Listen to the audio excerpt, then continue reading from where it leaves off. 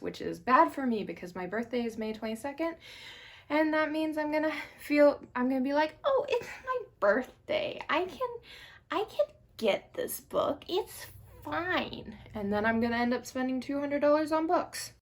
Didn't I make you laugh? Didn't I make you smile? Hi friends, it's Rory, and today I am going to do a video that I'm very excited about, and it's actually part 1 of 2, and that is 20 books I'm excited for in 2020, the LGBT edition. So I decided, I was like, I want to do a 20 books I'm excited for in 2020. And then I went through and I realized, well, one, that I'm excited for more than just 20 books. But not even that, just that a lot of the books that I was excited for were LGBT books. And then I'd put them on there and I'd have other books that weren't LGBT, and it felt like the LGBT ones were like taking over the large majority of the list. So I was like, let me just split it in 2. So yeah, that's gonna be this video. If you hear noise in the background, my roommate's fiance is playing Kingdom Hearts. So let's get started. I have my laptop out so that I can pull them up on Goodreads and tell you what they're about. These are in no particular order. They kind of fall into publication order because the website that I was getting the books that are coming out in 2020 on was just kind of like in publication month. The first book that I have on the list is The Gravity of Us by Phil Stamper. It's about a 17-year-old boy named Cal who has like 500,000 followers on social media. His father is a pilot who is chosen to be part of a mission to Mars, and so his family is forced to move to Houston, Texas, so he can go through like the training of that. While he's there, he meets and most likely falls in love with another Astro kid whose name is Leon. Love that name. And he, through some way, finds out a secret about the mission, and he has to find a way to like tell people about it without like getting everyone he loves in trouble. It sounds like it's gonna be super duper cute. It's gonna have to do with space and social media, and I love that for me. Apparently that comes out in February. So the book after that is Only Mostly Devastated by Sophie Gonzalez. It is about a boy named Ollie who during the summer meets his dream guy, Will, and then at the end of the summer, Will leaves and ghosts him. And due to a family emergency, Ollie is forced to move, and he happens to move into the same school as Will, where he finds that the boy he knew during the summer, who was sweet and charismatic and, you know, out, is in fact closeted and a class clown and actually a big jerk. So he ends up going, like, deciding, you know, it's not worth it. I'm not gonna do this. But then Will ends up showing up in places like his classes and at the lunch table he goes to, and Ollie has to decide if he's willing to let Will have his heart again. Let me just say 2 words: gay Grease. And that's it. That's all. And this is supposed to come out in March. The next book is Super Adjacent by Crystal Cesari. It is about a girl named Claire who is always wanted to work with superheroes, and she gets the opportunity of a lifetime to be an intern at Warrior Nation, which is a group of superheroes. And while she's there, she happens to fall for a female superhero whose name is Girl Power, but her real name is Joy. But Claire doesn't want to just be a superhero's girlfriend. Along with that, there's a character named Bridget who is the current girlfriend of one of the most popular superheroes, who is named Vaporizer, but he goes by Matt, and she is tired of being behind everyone, and she really is considering like leaving Warrior Nation. She becomes friends with Claire, and it becomes harder to leave because of their friendship. But eventually something happens and all of the superheroes go missing, and Claire and Bridget are the ones that have to figure out how to fix things. I love superheroes, and I kind of like the idea of a book where the superheroes aren't the main characters, and in fact it's the people who work with the superheroes and the people who are in their relationships.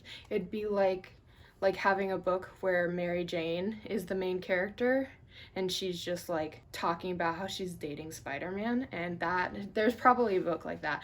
But yeah, that sounds really cool. It's supposed to come out in March. The next book is Stay Gold by Tobley McSmith, I believe. This is the story of a transgender boy named Pony who moves to a different school, and he's just trying to like fly underneath the radar after he went to his last school where he was going through the process of transitioning and he was bullied, so he's trying to like stay low key. And it's also about a girl named Georgia who is tired of the fact that she's a cheerleader and she's supposed to have this big life, and so she decides to keep everything low profile, and that means no boys until she graduates her senior year. She meets Pony and they have a very good connection, and it makes both of them question if they're making the right decision by trying to be so under the radar. First of all, I love the name, Stay Gold, with the main character being Pony. That's just like outsider. But along with that, I just think it's going to be a really cute, slow romance, and it sounds beautiful, and I love it. It's supposed to come out in May. The next book is The Fascinators by Andrew Eliopoulos, something along that lines. As we all know, I'm not a good person to pronounce names. It is about a boy and his two friends. They are part of a town where there is magic, and their friendship starts to go sideways when some dark magic happens. And basically it's the magic that brought them together is starting to bring them apart, and it's got things where like Sam, who's the main character, has a crush on James, who got into some dark magic during the summer, and their friend Delia is tired of the type of magic that they're doing right now, and basically their friendship is coming apart. I like books where like a group of friends are like growing apart because that's realistic, and bringing into that like magic, that seems very interesting to me, and that book comes out in May. The next book on the list is Date Me Bryan Keller by Kevin Van Wy. It is about a boy named Bryan Keller who is currently in a dare where he has to date whoever asks him to date him on Monday for the next 5 days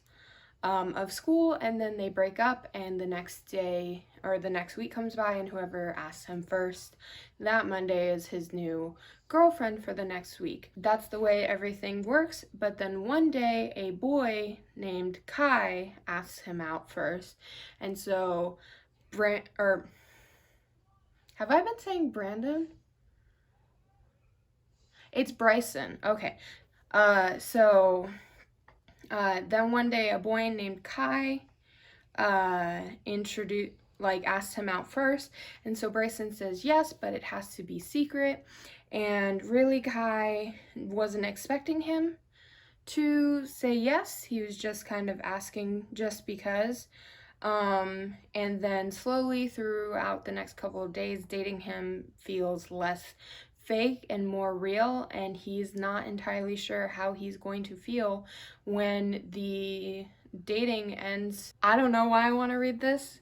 I saw the cover and I was like, that doesn't seem like something I'd enjoy. But then I read the summary and I was like, huh, that seems interesting. And I kept coming back and forth to it, and finally I was just like, yeah, that sounds like something I might enjoy. Also coming out in May. Lots of May releases. Up next is Camp by LC Rosin, and it is about a boy named Randy who is gay, and every summer he goes to Camp Outland, which is a camp for queer teenagers, and he is what you would call a stereotypical gay. He likes musical theater and painting his nails and big musicals and all of that jazz, but he is into a boy named Hudson who is only into guys who act straight. So he decides that he's going to pretend to be more masculine. As him and Hudson grow closer, he needs to figure out if this boy is worth giving up who he is. We have a lot of stories of like girls changing themselves to be with guys, but there's not really any stories of guys changing themselves to be with guys. And also, get on out of here with your toxic masculinity. Leave right now. Comes out in May as well. Okay, I'm really excited about this next one. So the next one is I Kissed Alice by Anna Birch.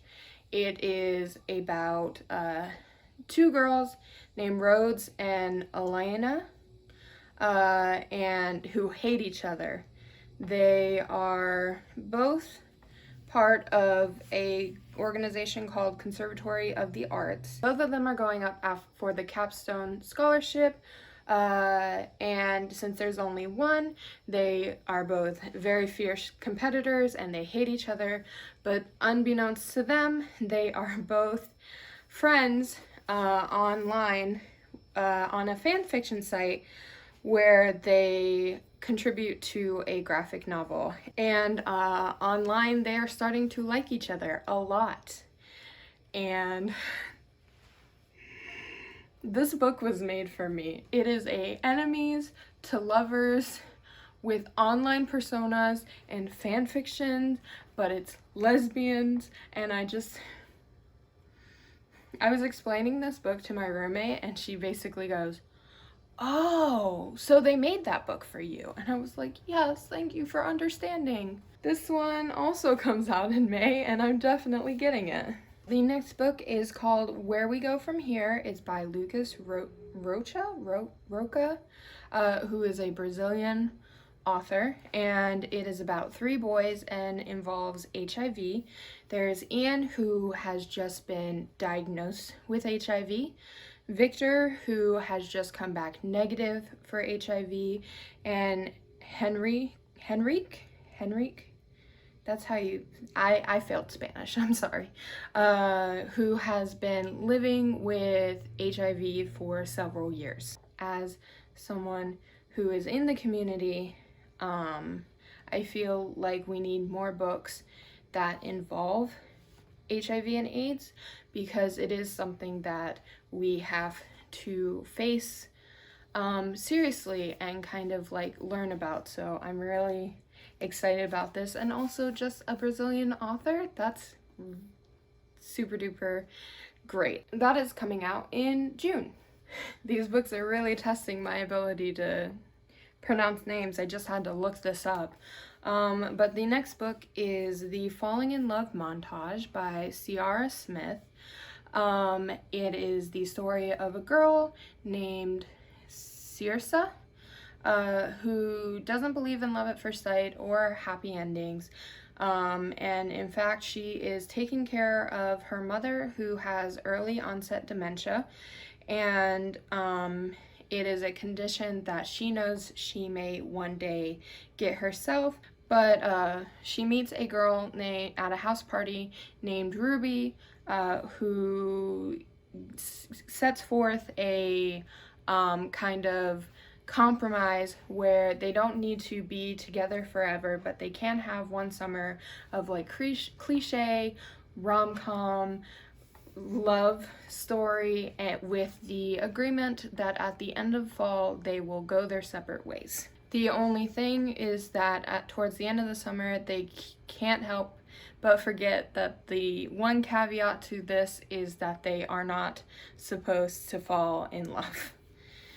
And this just looks cute. That's the reason I want to get it. It looks cute. It's a lesbian relationship. I'm very, very excited for it. Also set to come out in June. The next book I have is Cemetery Boys by Aiden Thomas, and it is the story of a boy named Idriel. He is from a traditional Latin family and he is trans, and his family doesn't really agree with it, but he wants to prove that he is a proper Spanish word, brujo, I think, that he's a proper one of those, and so he goes to perform a ritual to summon his murdered cousin and set him free, but unfortunately he summons the wrong ghost and he ends up falling in love with that ghost. It seems like it's going to be the perfect story to read in October, even though this is set to release in June. Just like a trans boy goes to summon a ghost, summons the wrong ghost, and then falls in love with him. It's gonna be beautiful, and I'm so excited. Up next is Cinderella is Dead by Kaylin Bayron. 200 years after Cinderella finds her prince, the teenage girls are required to attend a ball in which the suitors will decide who to be their wives based on the finery that they show at this ball. And the girls that do not get a husband at this ball are never heard from again. The main character is 16-year-old Sophia, and she would rather not do this. She doesn't want a suitor. She wants to marry her childhood best friend Erin. At the ball, she tries to run away, but she finds herself in Cinderella's mausoleum with a girl named Constance, who is one of the last known descendants of Cinderella, and her stepsisters, and they decide they are going to bring down the king, but at the same time they discover a secret about Cinderella that they never knew. Black, lesbian, has to do with Cinderella, which if you've been on my channel, you know I love the Cinderella story. I'm so hyped. And this is supposed to come out in July. Up next is The State of Us by Sean David Hutchinson. It is the story of Dean, who is the son of a Republican candidate, and Dre, who is the son of the Democratic candidate for president, and they fall in love on the sidelines of their parents' campaigns. Beautiful. There's a lot of bad feelings is a good way to say about campaigning and president elections right now, and I just think that some good old-fashioned gay romance could fix the feelings that I have. And this book is set to come out in July. Okay. Up next is The Nobleman's Guide to Scandals and Shipwrecks by Mackenzie Lee. It is the third book in the Montague siblings series. It is about the youngest child, Adrian, who I honestly completely forgot was a character because we only saw him as a baby in The Gentleman's Guide to Vice and Virtue. But at a young age, he was diagnosed with hysteria, and at his engagement party, people find out about it, and people realize he may not be fit to inherit the Montague estate. He then finds out about his two siblings, Monty and Felicity, who he never even knew. So Adrian decides to find Monty and convince him to come take over as the heir for the Montague estate, but when he does find Monty, Monty is just like, nah fam, I don't want that, no thanks. So Adrian, in the hopes that he can convince Monty to take over for him, convinces him to go on a journey to the Caribbean so they can get their mother's last artifacts. But when they get there, they find a item that leads them to something that could stop a curse on the Montague family that threatens their lives, and they have to go on a quest through Barbados and New Orleans, and everything sounds perfect. I love the Montague siblings books, and I'm so excited for this one, just especially because there's more of Monty, and Monty is my beautiful bisexual disaster, and I love him, so I'm very, very excited. And that is coming out in August. Up next is Lovelace by Alice Osman. This is the story of a girl named Georgia who feels loveless because she's never had a crush, she's never been in a relationship, and so she thinks that she's an anomaly and people think that she's weird. She is now in university and she decides that she is going to find love, but along this path to where she's trying to find love, she's really coming to accept the fact that she's not interested in guys, and she's not interested in girls, and she's not interested in anyone. And I love aro ace representation, and I'm really excited. And this is supposed to come out in April. Up next is You Should See Me in a Crown by Lee Johnson. It is about a girl named Liz who is from the Midwest, and she is black and poor, and she feels really awkward in her town, but it's fine because she has plans to attend an elite college, play in like their world famous orchestra, and become a doctor. However, her financial aid falls through, and so she needs a way to be able to afford this. So she decides she is going to run for prom queen because whoever wins gets a scholarship from the school. However, she then starts to fall in love with one of her competitors. Two prom queens falling in love with each other. Sounds great. Sounds good. Excited. I'm excited. That's supposed to come out in June. So this one I don't have a lot of information on, but it's Surrender Your Sons by Adam Sass. It is about a gay teen whose summer vacation is ended when his religious family has him kidnapped and taken to a conservation camp on an island, and he, along with some of the other gay teens there, decide that they are going to uncover the camp's secrets and escape. And this book sounds a lot like my favorite series, A Gay Teen's Guide to Defeating a Siren, and so of course I had to put it on. There's not a lot of information. Goodreads says it's expected for a September release, but that could change. There's not even a cover, but I'm still very excited.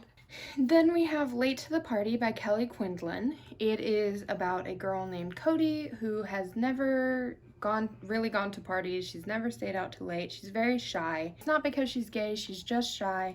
But one day she crashes a party with her friends, and she goes down into the basement and she sees a popular boy named Ricky who is kissing another boy. And so he basically begs her to keep quiet on this, and in exchange he brings her to different parties and helps her become a little bit more outgoing and a little bit more popular. And along the way she meets a cute girl named Lydia. It just seems really cute. It just seems very, very sweet and cute. And I like the thought of like a quiet girl who's out meeting a closeted popular boy and them making a friendship, and it's just real cute. And that is supposed to come out in April. Up next is If We Were Us by K.L. Walther. It is the story of a set of friends by the name of Sage and Charlie, who the entire school thinks is going to get together, that they just need to realize they're in love. But one day a new boy named Luke shows up to the school, and Charlie has a crush on him, and they start to hang out together, and that gives Sage time to hang out with Charlie's brother Nick, who she has a crush on, and both of them are kind of afraid of things. Charlie is afraid of what people will think if they realize that he and Luke are more than friends, and Sage is afraid that her relationship with Nick is moving a bit too fast. So they need to rely on each other to help them with the boys that they love. I am a stickler for a good friendship in a book. And that's what this book sounds like. It sounds like it's going to be a great friendship, and I'm really excited.